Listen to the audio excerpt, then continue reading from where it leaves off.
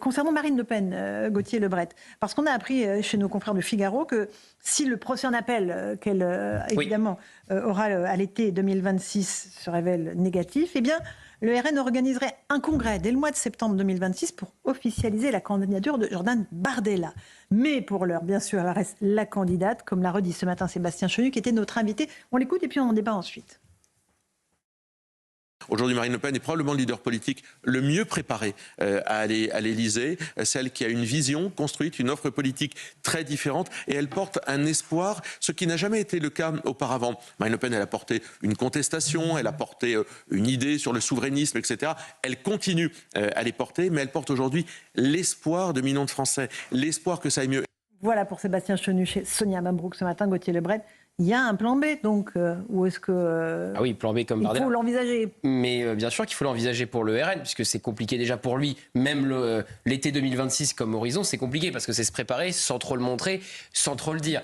Au moins, on a compris que Marine Le Pen n'irait pas jusqu'à la cassation janvier 2027, a priori, c'est ce qu'avait dit le président de la Cour de cassation, pour régler ce dossier avant l'échéance présidentielle, que ça ne vienne pas parasiter la présidentielle et qu'on ne puisse pas dire Marine Le Pen, la cassation c'est après la présidentielle, donc si elle a gain de cause en cassation, on va lui voler la présidentielle. Bon, le RN s'arrêtera à l'appel dans le choix de son candidat pour la prochaine présidentielle. Ça veut dire logiquement un congrès au mois de septembre. Oui, mais ça veut dire si que l'appel n'est pas... Dans 99% des cas, Jordan Bardella est le candidat du RN pour 2027. Parce que non seulement il ne faut pas l'exécution provisoire, mais il ne faut pas la peine rendant inéligible Marine Le Pen. Donc vous vous rendez compte, il faudrait un tel désaveu sur le jugement en première instance ou ramener la peine d'inéligibilité à 2 ans ou moins, puisqu'elle aurait déjà purgé cette peine d'ici la présidentielle de 2027.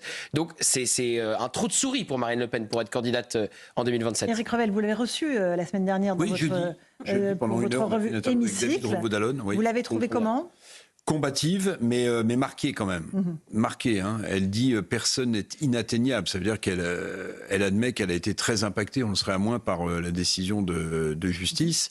Maintenant, j'entendais aussi les députés qui l'avaient accompagnée pour l'émission, puisqu'après on avait un grand cocktail avec 150 chefs d'entreprise.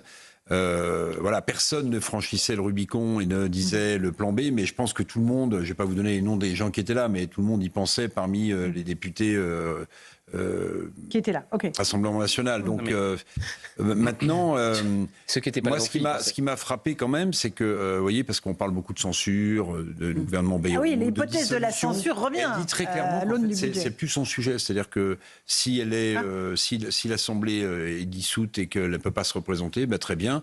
Voilà, le ton, on le connaît, la rengaine, on la connaît. Ce qui l'intéresse, d'ailleurs Chenu l'a redit ce matin chez Sonia Mabrouk, c'est l'intérêt des Français. Dès l'instant où l'intérêt des Français est en jeu, les destins personnels, c'est ce qu'elle a dit dans l'interview, passent après.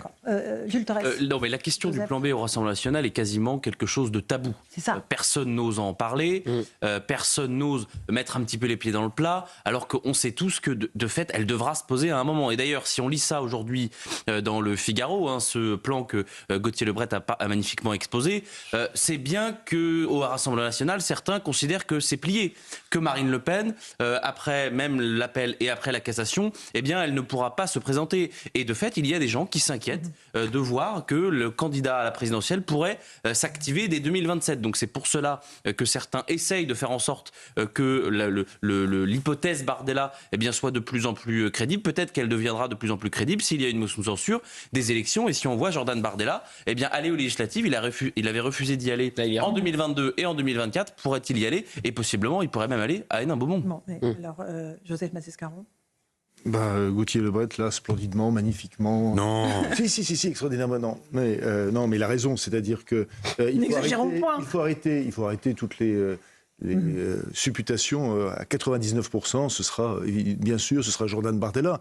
Et ce sera Jordan Bardella, pas parce que, pour des raisons d'appareil, mais quand vous rencontrez le lectorat du Rassemblement National, quand vous vous baladez un tout petit peu, ce qui nous arrive de plus en plus, pour des raisons livresques un peu partout en France. C'est vraiment, enfin, Bardella est sur toutes les lignes.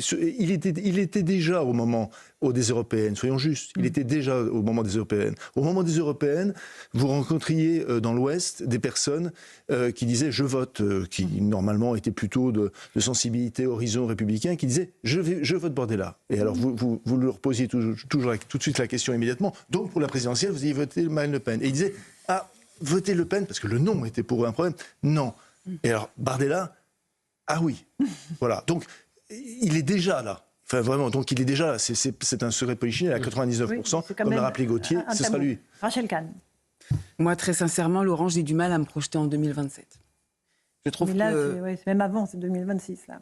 Bon, mais même. C'est-à-dire que c'est vrai qu'il y a eu un basculement du monde entre le 7 octobre, Donald Trump, au jour le jour, il nous arrive des trucs. J'ai vraiment du mal à me projeter. Et je pense qu'il y a beaucoup de citoyens qui ont du mal aussi à se projeter, alors même que j'entends parfaitement que l'ensemble des candidats s'organisent dans leur stratégie. Alors, bon sens, beaucoup de bon sens. Basculement et non basculement. Joseph ? Parce que c'est vrai qu'il y a des événements, c'est des signes noirs, c'est des événements de plus en plus inattendus qui arrivent, mais Trump, le basculement, on savait qu'il allait être élu.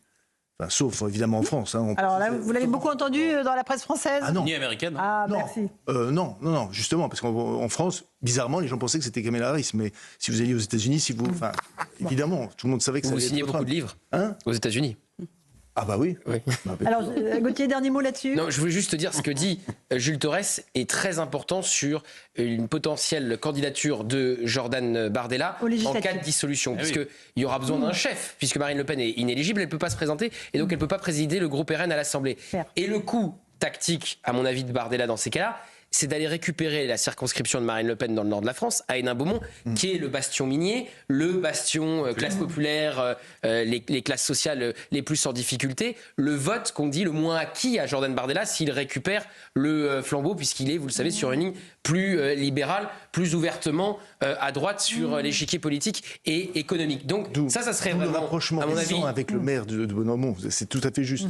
Hénin-Beaumont, oui, d'Hénin-Beaumont. Il y a un rapprochement qui était un ennemi juré de Jordan Bardella jusque-là, parce qu'il le trouvait trop zémouriste et pas assez présent sur les questions sociales. Il y a un rapprochement progressif qu'on note. Et qu'est-ce qui pourrait déclencher une dissolution ? Parce que là, le budget, par exemple, le budget 2026. Voilà. Alors il y a le budget, vous avez raison, le budget 2026. Ils sont déjà sur la censure, donc, et après potentiellement une dissolution. Mais plus rapidement que cela, je pense que le RN réfléchit à censurer un gouvernement. C'est quasiment fait si Bruno Retailleau démissionne un jour ou l'autre. Et le RN peut parier aussi sur une potentielle démission de Bruno Retailleau après la présidence des LR. C'est dans un mois. 1 mai, voilà. Le 1er mai. Mi-mai, c'est le 16 et 17 mai de mémoire. 17 et 18 mai. 17 et 18 mai. On y arrive. À 3, on y arrive. Et donc là, si Bruno Retailleau décide, parce qu'il n'est pas écouté, par exemple, on va l'évoquer dans un instant, sur des questions comme l'Algérie, il y a le texte sur la fin de vie, il a dit tout le mal qu'il pensait de cette proposition de loi, et donc là, c'est autant de raisons pour claquer la porte. Évidemment, c'est terminé pour le socle commun, c'est terminé pour la participation des LR au gouvernement, et donc ensuite, Marine Le Pen n'a d'autre choix que de censurer, avec une motion de censure déposée par la gauche, et notamment la France Insoumise. Et là, dissolution, parce qu'il n'y aurait plus de socle commun, il n'y aurait plus aucune potentialité de former un gouvernement avec l'Assemblée actuelle.